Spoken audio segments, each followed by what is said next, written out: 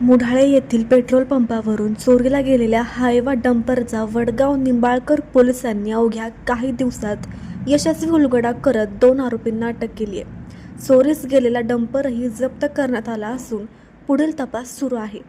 पोलिसांनी दिलेल्या माहितीनुसार 22 जुलै रोजी मुढाळे येथील पेट्रोल पंपावरून हायवा डंपर चोरीला गेला होता। त्यानंतर 23 जुलै रोजी वडगाव निंबाळकर पोलीस ठाण्यात या प्रकरणी गुन्हा दाखल करण्यात आला। घटनेचे गांभीर्य लक्षात घेऊन प्रभारी अधिकारी व तपास पथकाने तातडीने तांत्रिक तपास सुरू केला।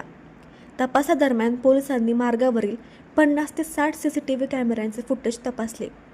या आधारे सुमारे 200 ते 250 किलोमीटरपर्यंत वाहनाचा माग काढत पोलिसांनी छत्रपती संभाजीनगर जिल्ह्यातील वाळूज MIDC परिसरात छापा टाकला।